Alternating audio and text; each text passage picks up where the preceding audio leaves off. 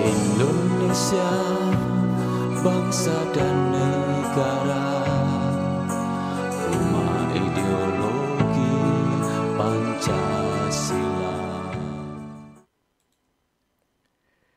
Bismillahirrahmanirrahim. Pemirsa tercinta yang dirahmati Allah, Tuhan yang Maha Kuasa, bersua kembali di kanal Hikmatologi, monolog sederhana mengajak diri kita masing-masing berpikir kian lemah lembut, cerdas, dewasakan hati nurani berdasar kitab suci agama kepercayaan yang kita yakini. Sebagai anak bangsa Indonesia, menerapkan Pancasila niscaya dalam kehidupan sehari-hari secara nyata.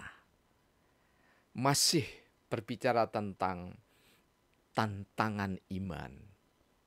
Senyampang kita berada di pusaran bulan Rabiul Awal tahun 1444 Hijriah. Saudara-saudara kita rajin berkeliling berdakwah, melantunkan selawat dan salam kepada baginda junjungan tercinta Rasulullah Muhammad Sallallahu Alaihi Wasallam, tentu termasuk keluarganya yang sangat mulia. Mari kita melihat tantangan yang dihadapi setiap manusia yang kian hari tidak semakin monoton, namun justru beragam, berbineka, dan sangat mempesona. Dalam makna bahwa syahwat dunia yang bertalian dengan harta benda dan tahta kian hari semakin dikejar oleh sebagian anak manusia. Pemirsa kanal Hikmatologi yang tercinta, sambil dari riset yang saya mampatkan dalam bentuk syabdana yang ke-15.234, tantangan iman bagian keempat. Tak ada iman seorang hamba tanpa tantangan. Tantangan baik dan buruk selalu ada kait berkelindan. Di setiap era menghadirkan tantangan beda dalam sajian. Kian kuat masalah, makin menguatkan iman insan. Tantangan bagai arena pacu kuda untuk balapan. Kuda tanpa dipacu otot lemah, hilang kekuatan. Indahnya iman ketika manusia mampu mengupayakan penyelesaian. Kampung Celaket Hadiningrat, Kota Malang, tanggal 10 Mei tahun 2022. Tak ada iman seorang hamba tanpa tantangan. Kalau kita merujuk pada Sirah Nabawi, sejarah suci Rasulullah Muhammad SAW beserta keluarganya, maka Rasul yang sangat mulia, yang sangat kita cintai dan kita banggakan itu, nyaris tidak ada hari tanpa tantangan. Di tengah keluarganya yang dekat, paman bibinya, tetangganya, menentang keberadaan dakwah Islam yang disampaikan oleh Rasulullah Muhammad SAW. Karena itu awalnya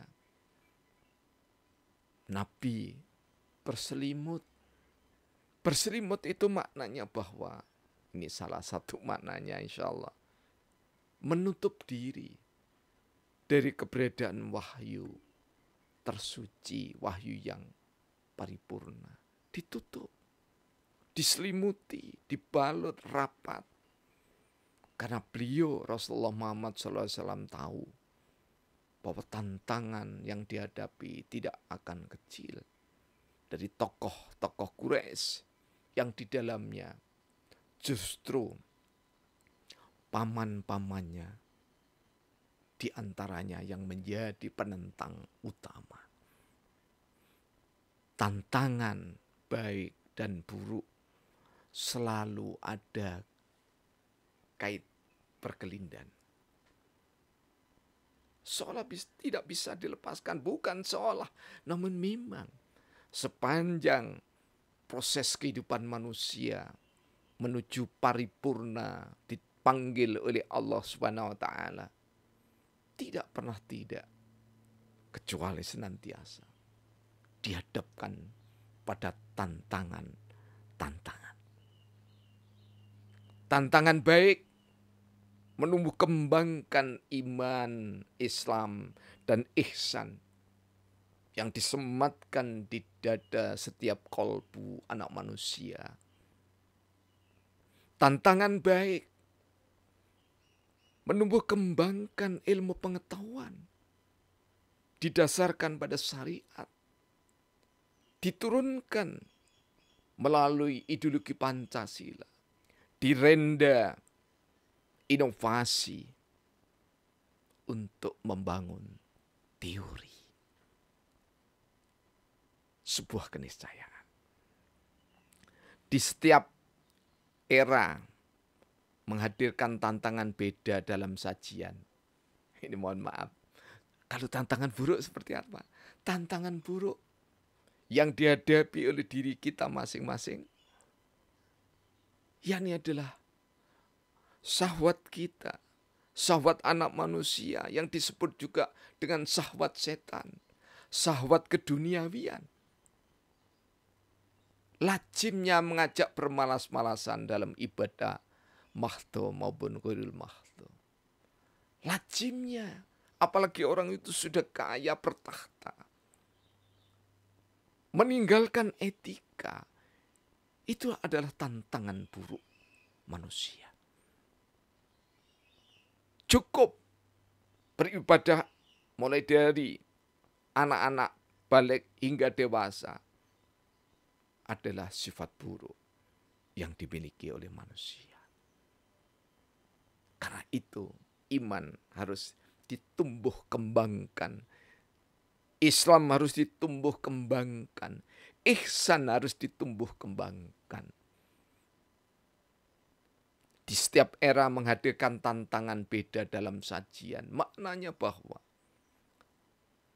setiap anak bangsa manusia, seperti narkoba dulu dalam bahasa kakek nenek kami, itu ada yang namanya nyeret.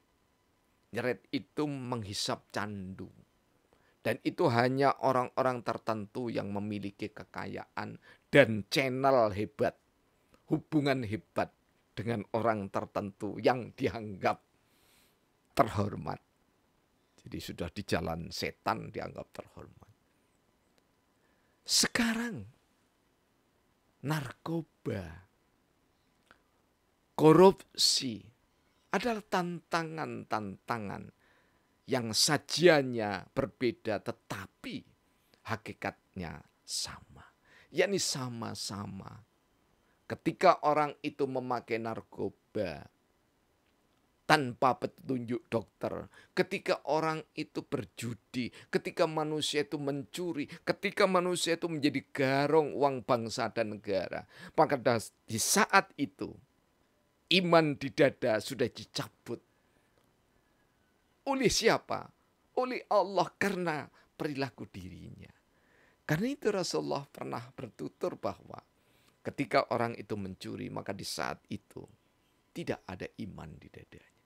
Karena orang yang beriman itu begitu sangat mendalam cintanya kepada Allah, sehingga mengamalkan Islam.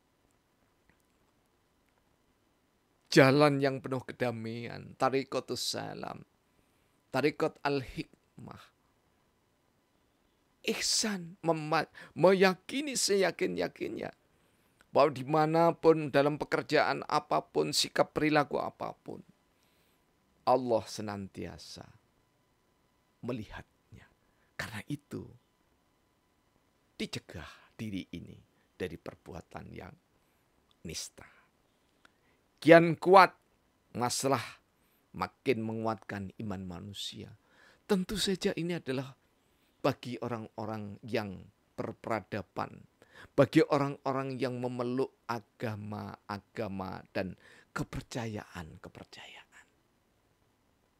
Tantangan tidak menyurutkan upaya, namun justru menguatkan lentera iman, kekuatan iman yang ada di dalam dada anak manusia. Tantangan bagai arena pacu kuda untuk balapan. Kuda tanpa dipacu, otot lemah, hilang kekuatan. Kuda pacu atau kuda peliharaan untuk kendaraan, lajimnya harus dilatih dalam keseharian, supaya otot-otot terbangun kekar, tak terlemahkan. Demikian juga iman, indahnya ketika manusia mampu mengupayakan penyelesaian. Namun, bagi pemimpin negeri, anak bangsa, Indonesia, Malaysia, Argentina, Amerika, negara-negara Eropa dan yang lainnya, masalah tidak pernah akan selesai. Namun silih berganti menanti.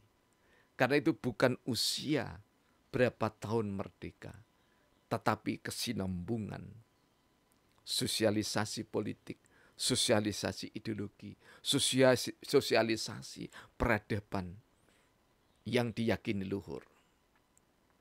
Pancasila niscaya bagi bangsa Indonesia. Terima kasih.